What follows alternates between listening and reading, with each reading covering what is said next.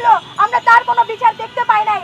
তিনি ব্যস্ত ছিলেন তার গ্রামীণ ব্যাংকের ট্যাক্স মওকুফে তার নামে বিশ্ববিদ্যালয় করার। বাংলাদেশ জামাতে ইসলাম একটি সন্ত্রাসী সংগঠন। জামাত শিবিরের ক্যাডার এবং পুলিশরা পাশাপাশি দাঁড়িয়ে মাজারের পাগলদের আক্রমণ করেছে। যে আমাদের মাদক বিরোধী অভিযান ছিল, আমরা মাজারের বাইরে অভিযান করেছি। তাহলে কি পুলিশ মাজারের বাইরে অভিযানের দায়িত্ব নিয়েছে আর মাজারের ভেতরে জামাতের নেতা কর্মীদেরকে পাঠিয়েছে যে আপনারা ভিতরে অভিযানটা করে আসুন? শাহালির মাজারে গত পরশু রাতে যে অতর্কিত হামলা হয়, সেই হামলার জের ধরে বলতে চাই যে সেখানে হামলা হওয়ার পরবর্তীতে প্রথমে পুলিশ সেখানে কোনো রকম তাদের কার্যক্রম করে নাই। এই যে মব ধারা একের পর এক মাজারে হামলা আমরা দেখেছি গভর্নমেন্টের সময় থেকে, এর কোনো প্রতিকার আসলে করা হয় নাই। একইভাবে দেখলাম, আমরা ভেবেছিলাম যে নতুন সরকার আসার পরে হয়তো এই মবদের যে মববাজি তা হয়তো কমে যাবে, কিন্তু আমরা দেখলাম যে গত পরশু রাতে শাহালির মাজারে হামলার মাধ্যমে তারা তাদের কর্মকাণ্ড এখনো চালিয়ে যাচ্ছে। যেই সকল লোকজন সেখানে সাধারণ মানুষ সেদিকে মববাজি করেছে তাদের ক্ষেত্রে বলা যায় যে তারা হচ্ছে জামাত শিবিরের লোক। এইটা নিশ্চিত করেছে মিরপুর বিভাগের যে উপকমিশনার আছেন তিনি নিজেই। কিন্তু হতভাগের বিষয় এইটা যে শাহালির মাজার যেখানে অবস্থিত মিরপুর 14 আসনে, সেই 14 আসনের যে এমপি ব্যারিস্টার আরমান, তিনি এখন পর্যন্ত জানিয়েছেন যে এই কর্মকাণ্ড জামাত শিবিরের লোকজন করে নাই। কিন্তু আমরা দেখতে পাই যে পুলিশ উপকমিশনার সেখানে নিশ্চিতভাবে বলছেন যে এই কর্মকাণ্ড জামাত শিবিরের লোকজন ঘটিয়েছে। এখন পর্যন্ত এই ঘটনার পরিপ্রেক্ষিতে কাউকে গ্রেফতার করা হয় নাই। এই যে মববাজি, এই মববাজি যদি চলতে থাকে, এই যে বাংলাদেশ যেটাকে বলা হয় অলিয়া উলিয়ার দেশ, এই অলিয়া উলিয়ার দেশে একের পর এক মাজারে হামলা।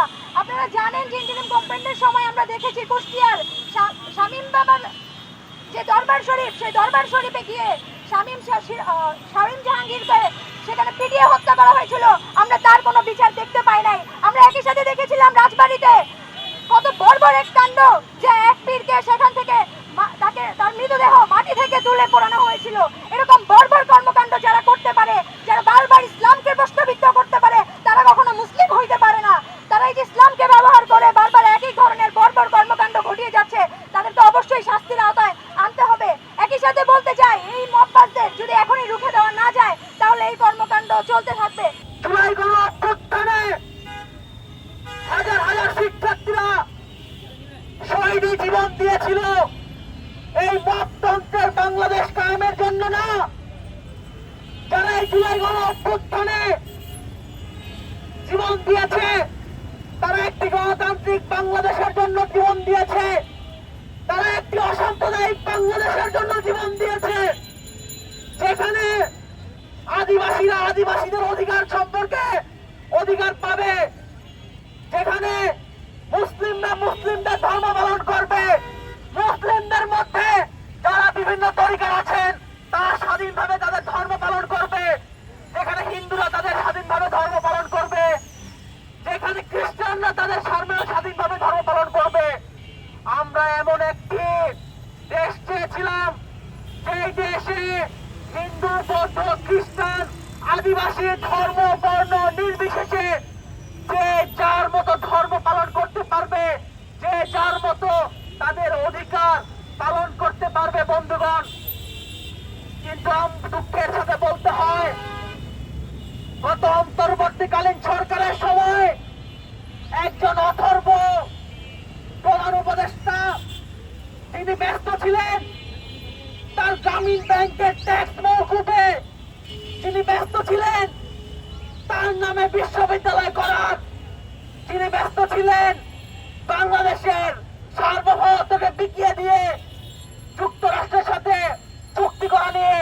সেই ডক্টর ইউনূস এই মবতন্ত্রের বিরুদ্ধে কোনো ব্যবস্থা নেন নাই। একটি সুদীর্ঘ আলটিমেটাম ছিল যে বাংলাদেশকে আইনের সুশাসন ফিরিয়ে আনার প্রতিশ্রুতি আমাদেরকে দিয়েছিলেন, কিন্তু এখন পর্যন্ত তার কোনো বক্তব্য এই বিষয়ে আমরা দেখিনি। পুলিশ এখন পর্যন্ত কোনো ব্যবস্থা নেয়নি জামাত শিবিরের ক্যাডারদের বিরুদ্ধে। সেই মুক্তিযুদ্ধের সময় থেকে এই ওয়াহাবি সালাফিগণ বাংলাদেশের মুসলমানদের, বাংলাদেশের নাগরিকগণকে বিভ্রান্ত করে চলেছে। এই ওয়াহাবি সালাফিগণ আশিকে রাসূলকে আক্রমণ করে ইসলামের প্রেম, ইসলামের যে শৌর্য, বীর্য এবং ধৈর্যের যে শিক্ষা তাকে কলঙ্কিত করে যাচ্ছে। হচ্ছে প্রতিনিয়ত। বাংলাদেশ জামাতে ইসলাম একটি সন্ত্রাসী সংগঠন, স্বাধীনতা বিরোধী এই সংগঠন ওয়াহাবি সালাফিদের পৃষ্ঠপোষক। তা আমরা এই বাংলাদেশে কখনো মেনে নিব না এবং কখনো মেনে নেইনি, এবং ভবিষ্যতেও আমরা তাদের বিরুদ্ধে আমাদের অবস্থান জারি রাখবো। এই স্বাধীনতার শুরু থেকেই বাংলাদেশের আশেকে রাসূলুল্লাহর বিপক্ষে বিভিন্ন রকম অনৈতিক কর্মকাণ্ড জারি রেখেছে। তারই জের ধরে গত ইন্টারিম গভর্নমেন্টের আমলে তাদের যখন উত্থান হলো, তারপর থেকে একের পর এক মাজার মন্দির আখড়া এবং আশেকে রাসূলুল্লাহ আক্রমণের শিকার হয়েছে তাদের হাতে। আমরা হযরত শাহ আলীর মাজারে দেখেছি জামাত শিবিরের ক্যাডার এবং পুলিশরা পাশাপাশি দাঁড়িয়ে মাজারের পাগলদের আক্রমণ করেছে, আক্রান্ত হয়েছে মাজারের খাদেম সহ আরো প্রমুখ। কিন্তু এই আক্রমণ নিয়ে জামাত এবং পুলিশের দুই রকমের বক্তব্য আমরা শুনছি। দুই রকমের বক্তব্য উদ্দেশ্য প্রণোদিত বলে বুঝতে কোন রকেট সায়েন্স লাগে না বন্ধুগণ। আরেকবার বক্তব্য বলছে যে আমাদের মাদক বিরোধী অভিযান ছিল, আমরা মাজারের বাইরে অভিযান করেছি। তাহলে কি পুলিশ মাজারের বাইরে অভিযানের দায়িত্ব নিয়েছে আর মাজারের ভেতরে জামাতের নেতা কর্মীদেরকে পাঠিয়েছে যে আপনারা ভিতরে অভিযানটা করে আসুন? আবার বলছে ভিতরে কি হয়েছে পুলিশ জানে না। আবার জামাতের এমপি বলছে যে পুলিশ থেকে তাকে জানানো হয়েছিল যে মাজারে অভিযান করা হবে। তার মানে কি? তার মানে দুয়ে দুয়ে যদি চার মিলাই, এই পুলিশ এবং জামাতের এমপি ব্যারিস্টার আরমান উভয়ে সমানভাবে দায়ী, এবং এই হামলার পিছনে তারা কোনোভাবেই দায় এড়াতে পারে না। তাই আমরা বাংলাদেশ ছাত্র ইউনিয়ন আজকে